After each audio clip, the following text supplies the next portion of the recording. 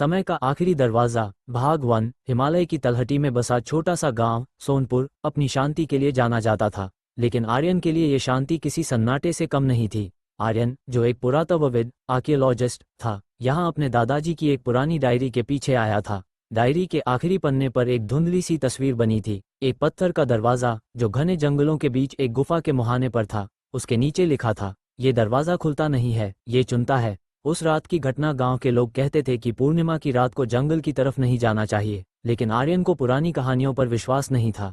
हाथ में टॉर्च और डायरी लेकर वह घने जंगल की ओर निकल पड़ा। हवाओं में एक अजीब सी सरसराहट थी, जैसे कोई उसके कानों में कुछ फुसफुसा रहा हो। चलते चलते आर्यन एक ऐसी जगह पहुंचा जहां पेड़ अचानक खत्म हो गए थे। सामने एक विशाल चट्टान थी और उस पर वही नक्काशीदार दरवाजा था जो डायरी में बना था। जैसे ही आर्यन ने उस ठंडे पत्थर पर हाथ रखा, उसके अंदर से एक नीली रोशनी चमकी। अजीब एहसास। अचानक जंगल की आवाजें बंद हो गईं, हवा रुक गई।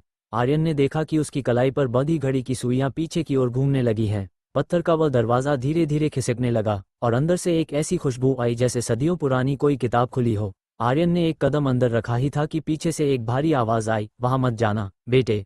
अगर दरवाजा बंद हो गया तो तुम कल में नहीं, बीते हुए कल में खो जाओगे। आर्यन ने मुड़कर देखा तो वहां गांव का सबसे बूढ़ा व्यक्ति काका खड़े थे। उनकी आंखों में खौफ था, लेकिन इससे पहले कि आर्यन कुछ कह पाता, दरवाजे से निकली एक अदृश्य शक्ति ने उसे अंदर खींच लिया और पत्थर का वो भारी दरवाजा एक धमाके के साथ बंद हो गया। अगले भाग में क्या होगा? क्या आर्यन किसी दूसरी दुनिया में पहुंच गया है? क्या वह कभी वापस आ पाएगा? क्या